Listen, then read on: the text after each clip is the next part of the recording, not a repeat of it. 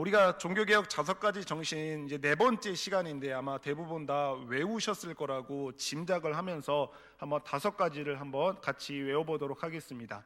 첫 번째, 오직 성경. 두 번째, 오직 은혜. 세 번째, 오직 믿음. 네 번째, 오직 예수. 다섯 번째, 오직 하나님께 영광. 네, 다 외우고 계시는 것 같습니다. 그래서 오늘은 4번째로 오직 예수, 오직 그리스도라고 하는 주제로 함께 말씀을 나누도록 하겠습니다. 오늘 요한복음 사도행전 4장 12절 말씀을 간단하게 여러분들에게 좀 배경 설명을 좀 드리자면, 베드로가 성전 미문에 앉아서 구걸하던 한 사람을 보게 됩니다. 그는 선천적으로 걷지를 못했던 사람이었습니다. 베드로와 요한에게 구걸하던 그는 그를 베드로는 예수 그리스도의 이름으로 그의 병을 치료를 해주게 됩니다. 고침을 받은 그는 너무나 기뻐하며 이리저리 뛰어다니며 하나님을 찬송하고 또 하나님을 찬송했습니다. 이런 놀라운 기적을 현장에서 두 눈으로 지켜봤던 많은 사람들이 있었는데요, 이들로 인해서 베드로가 걷지 못했던 자를 걷게 한 이 기적의 이야기는 순식간에 당시 제사장들과 사두개인들에게 퍼지게 되었습니다. 이 사건으로 말미암아 사도들은 붙잡혀 갇히게 되었죠. 그리고 다음 날 당시 장로들과 제사장 그리고 사두개인들에게 둘러싸여서 신문을 받게 되었습니다. 이때 그들이 사도들에게 묻습니다. 너희는 무슨 권세로 그리고 무슨 이름으로 이런 일을 행하였느냐라고 묻자 성령의 충만함을 입었던 베드로가 대답을 합니다. 나는 너희가 십자가에 못 박고 하나님께서 다시 살리신 나사렛 예수 그리스도의 이름으로 행하였고 그 사람이 치유를 받고 지금 너희 앞에 서 있다라고 이렇게 대답을 해줍니다. 그리고 나서 오늘 본문의 말씀을 많은 사람들 앞에서 선포를 하고 있습니다. 다른 이로서는 구원을 받을 수 없나니 천하 사람 중에 구원을 받을 만한 다른 이름을 우리에게 주신 일이 없음이라 하였더라. 이것을 새 번역으로 번역된 것을 읽어보면 조금 더 의미가 명확하게 드러나는 것 같습니다. 이 예수밖에는 다른 아무에게도 구원은 없습니다. 사람들에게 주신 이름 가운데 우리가 의지하여 구원을 얻어야 할 이름은 하늘 아래 이 이름밖에 다른 이름이 없습니다 라고 이렇게 새 번역에서는 번역을 하고 있습니다. 저희 기독교와 교회가 세상 사람들과 타 종교인들에게 지탄을 받는 여러 가지 이유가 있겠지만 그 중에 가장 대표적인 이유가 바로 구원의 배타성을 갖고 있다라고 하는 겁니다. 구원의 배타성. 오직 기독교에만 구원이 있다라고 한다든지 오직 예수 그리스도만이 구원자이다라고 주장을 하는 것을 굉장히 싫어합니다. 종교다원주의의 사상을 갖고 있는 타 종교들과 세상 사람들은 이런 기독교의 주장과 이야기들을 극도로 혐오합니다. 산 꼭대기로 올라가는 길이 여러 갈래길이 있는데 결국 이쪽으로 가고 저쪽으로 가고 올라가다 보면 결국 산 정상에서 다 만나게 되는데 왜 너희들의 길만이 정상으로 오르는 길이라고 주장하느냐라고 손가락질을 합니다. 이런 생각을 단편적으로 확인할 수 있는 조사 결과가 2019년도 미국에서 있었습니다. 미국의 리구니에 미니스트리와 라이프웨이 연구소는 2년마다 기독교인의 생각을 조사를 하고 했습니다. 2019년도에 3,002명의 기독교인들에게 설문조사를 했습니다. 사진을 한번 띄워봐 주시면요, 그 조사 결과가 이렇게 나온 것입니다. 하나님께서는 기독교뿐 아니라 유대교 등 모든 종교의 예배를 받는다라고 하는 질문에 대답을 했는데 31%만이 그렇지 않다, 오직 기독교의 예배만 하나님이 받으신다라고 대답을 했고 나머지 36%는 그렇다, 그리고 그런 것 같다랑 모른 것 같다까지 합치면은 60%의 사람이 기독교의 예배뿐만 아니라 다른 종교의 예배도 하나님이 받으신다라고 생각을 하고 있다라고 설문조사 결과가 나왔습니다. 참 믿을 수 없는, 놀라지 않을 수 없는 그런 결과인 것 같습니다. 종교개혁 당시에도 구원에 이르는 길은 예수님께만 있다라고 이야기를 하지 않았습니다. 예수라는 길 이외에 선행이라고 하는 길도 있고, 그리고 면죄부라고 하는 길도 있고, 교황과 성인들이라고 하는 길, 다양한 길들을 만들어 놓고 그들에게 구원에 이를 수 있다라고 인도를 했었습니다. 하지만 성경은 어떤 타협의 뉘앙스도 갖지 않으며 단호하게 예수 그리스도만이 유일한 구원자 되심을 선포하고 있습니다. 여러분들에게 질문을 하나 드리려고 합니다. 우리가 다 알고 있는 것처럼 2000여 년 전에 나사렛이라고 하는 작은 동네에서 태어나셔서 33년의 인생을 사시고 억울한 죄명으로 십자가에 못 박혀 돌아가신 그 예수님은 사람이셨습니까? 아니면 하나님이셨습니까? 네. 그 33년의 인생을 사신 예수님께서는 사람이셨습니까? 아니면 하나님이셨습니까? 네. 정답은 예수님께서는 완전한 사람이셨습니다. 그리고 완전한 하나님이셨습니다. 아멘이시죠? 네, 아멘입니다. 예수님께서는 우리처럼 어린 시절을 보내셨죠. 키와 지혜가 자라가셨다라고 하는 겁니다. 그리고 육체도 피곤해 하셨습니다. 그리고 허기도 지기도 하셨고, 목이 마르기도 하셨고, 그리고 육체의 고통을 당하기도 하시는 우리와 성정이 똑같은 완전한 사람이셨습니다. 그래서 요한이서 7절에 보면은 미혹하는 자가 세상에 많이 나왔나니 이는 예수 그리스도께서 육체로 오심을 부인하는 자라. 이런 자가 미혹하는 자요 적그리스도니.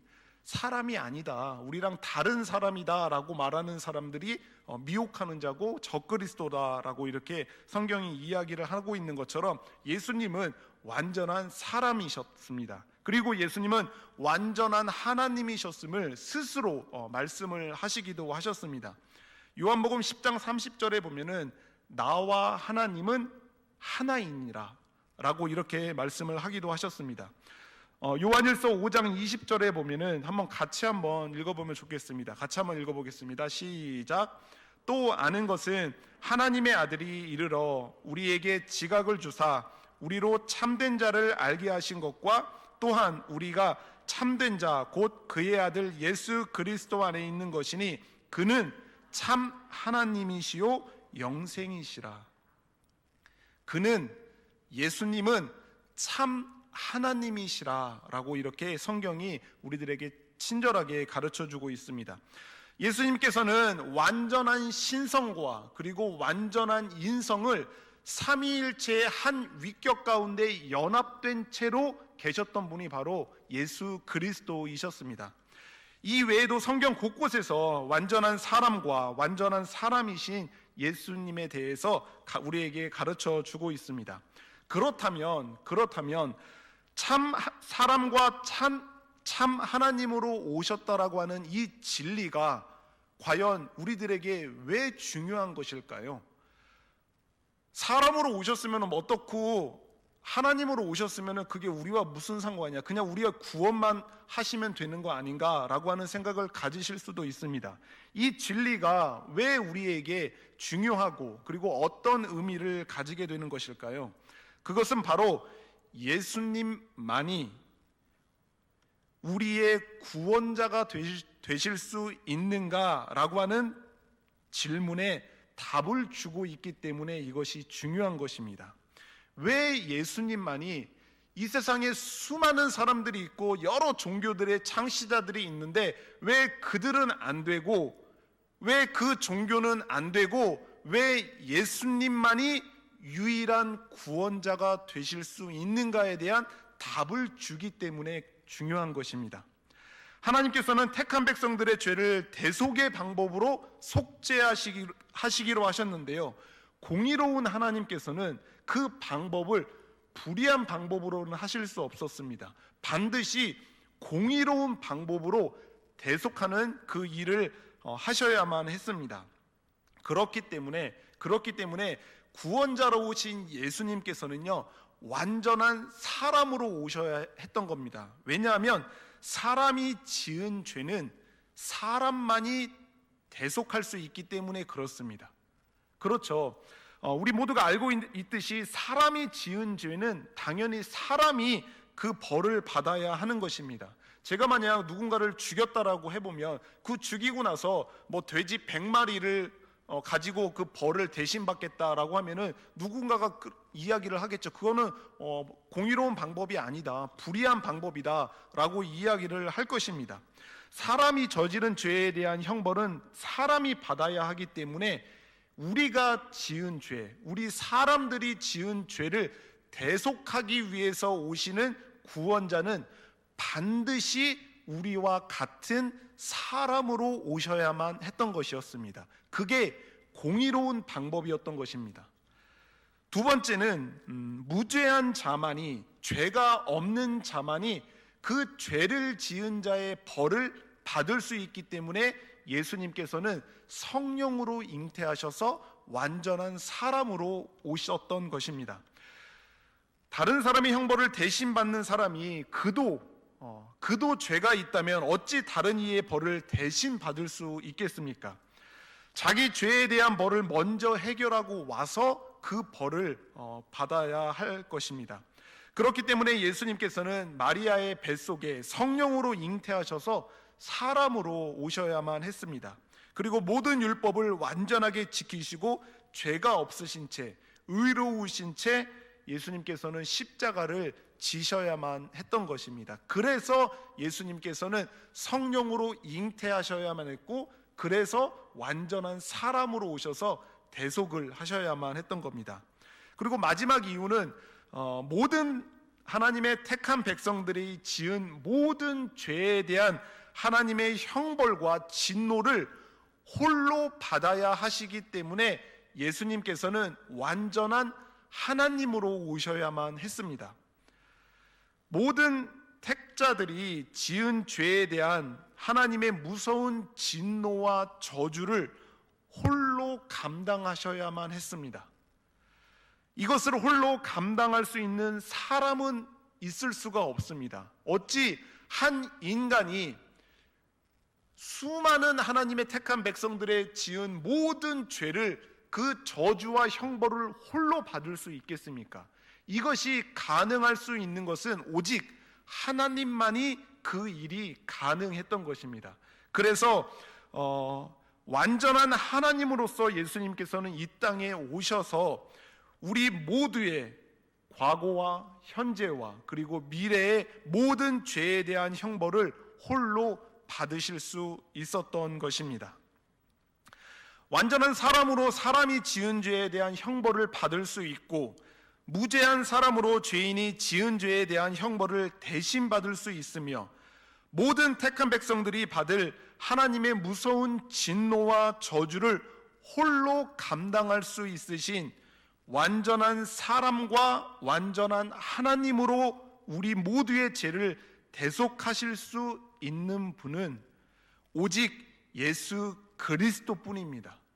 오직 예수 그리스도만이 이 공의로운 방법으로 택자들의 모든 죄를 대속할 수 있으신 분이신 것입니다.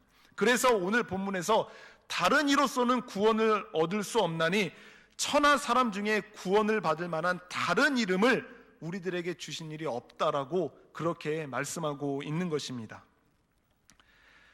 온 만물의 찬양과 영광을 받기에 합당하신 예수 그리스도께서는 우리를 구원하시기 위해 이 땅에 사람으로 오셨습니다.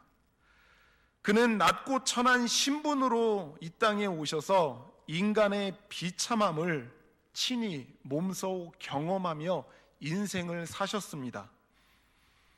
그분께서는 우리 죄인들이 받아야 할 마땅한 수치와 조롱과 침뱉음을 당하셨으며, 우리가 당연히 받아야 할 하나님 아버지의 무서운 진노와 저주를 홀로 십자가에서 받으셨습니다.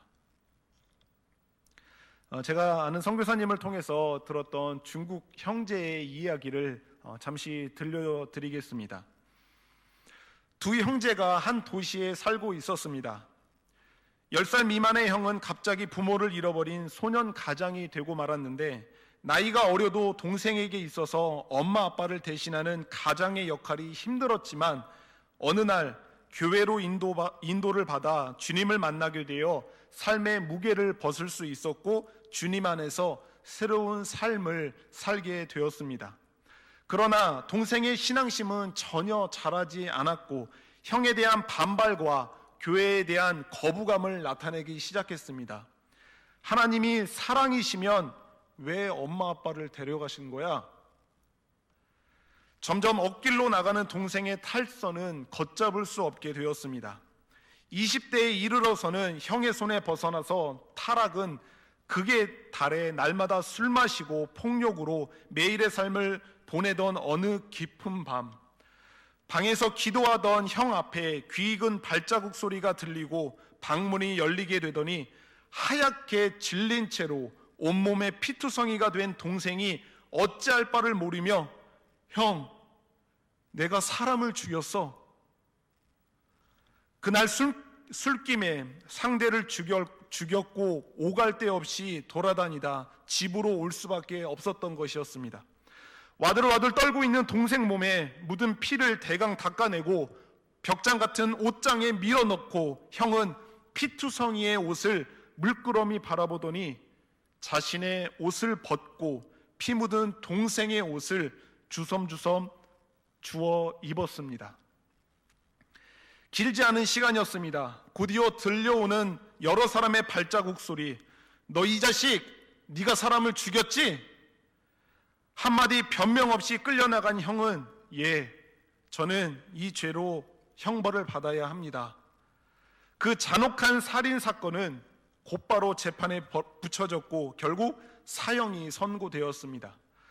감옥에 들어간 형은 틈만 나면 기도하며 잠시 동안이지만 모범적인 수감 생활을 해가는데 죽기 전에 소장님 면담 한 번과 그리고 편지 한 장 쓰게 해달라고 하는 부탁을 하게 됩니다.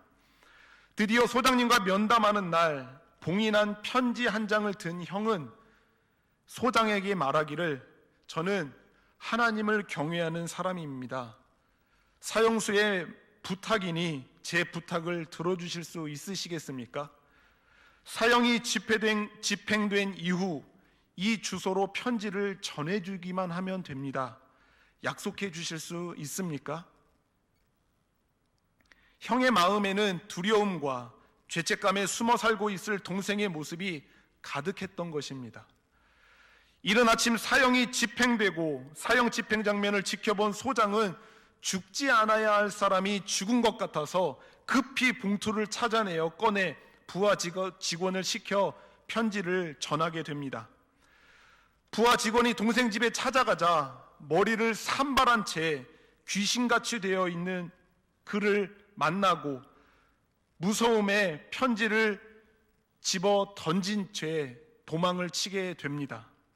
오랜 시간 동안 무서워 집 밖을 나오지 않은 터라 귀신 같은 머리를 한 채 행색이 설명할 수 없을 만큼 망가져 있었기 때문에 그렇습니다.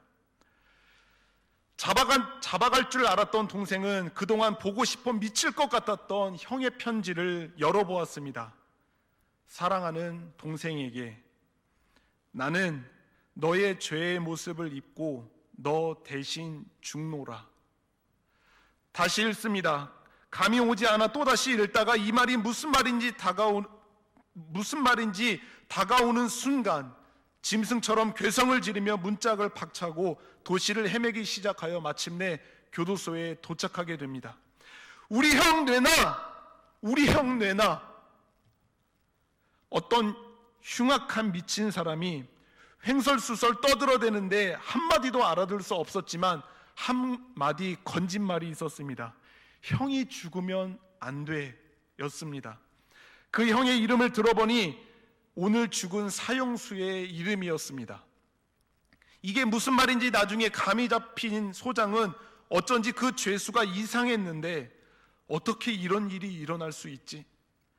이 충격 앞에 기껏 할 수 있는 말이란, 이 더러운 놈아, 너는 이 사건과 상관없는 놈이니까 빨리 꺼져!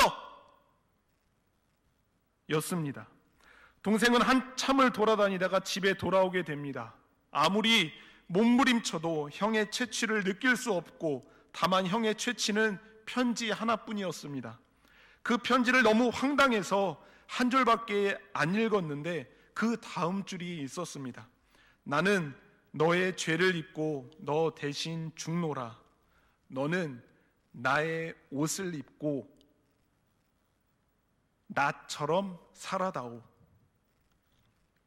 동생은 그 순간 오열과 몸부림을 하고 나서 어릴 때 형 따라서 교회에서 들었던 천국 이야기가 생각났습니다. 형 만나려면 천국에 가야 하는데 나 형을 만날 수 있을까?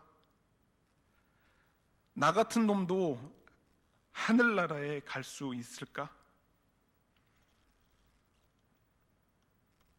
그 말은 사랑하는 하나님이 먼저 해주고 싶은 말이었습니다. 그는 그날 밤 거듭나게 됩니다.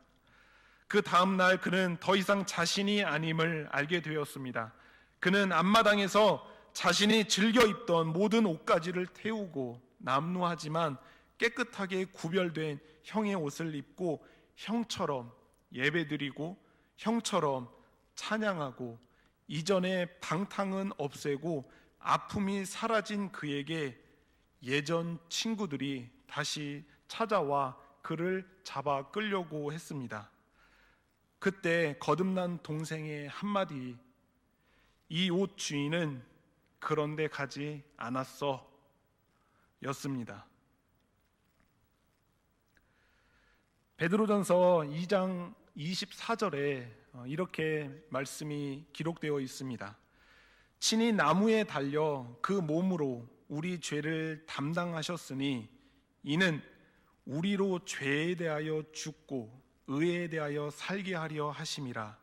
그가 채찍에 맞음으로 너희는 나음을 얻었나니.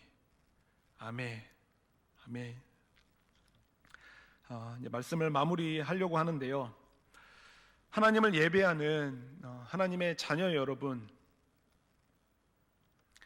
우리에겐 오직 예수 그리스도뿐입니다. 오직 예수 그리스도뿐입니다. 우리에겐 다른 이름은 있을 수가 없습니다. 오직 예수 그리스도 한 분밖에 없습니다.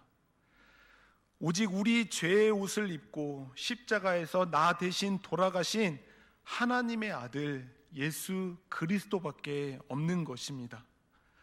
오직 돈이 아니에요.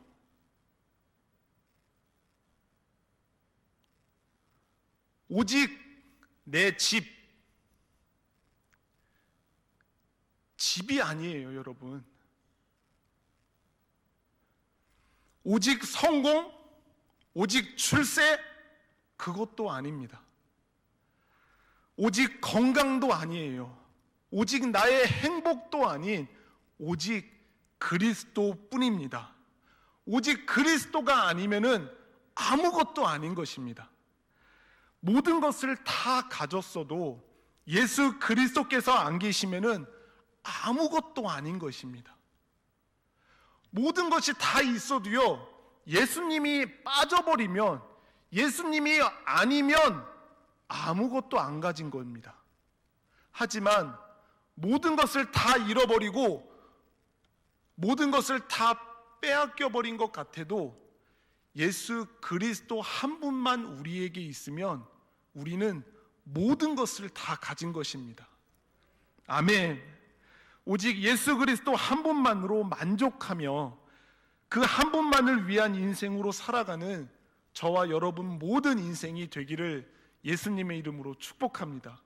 그것이 하나님께서 우리를 창조하신 창조의 목적이고, 그 삶이 우리를 예수 그리스도로 말미암아 구원해서 이 땅에서 살게 하시는 유일한 목적임을 믿습니다. 오직 예수 그리스도 한 분만으로 만족하며 이 땅 가운데서 오직 그리스도만을 위한 인생으로 살아내는 저와 여러분 모두가 되기를 예수님의 이름으로 축복합니다.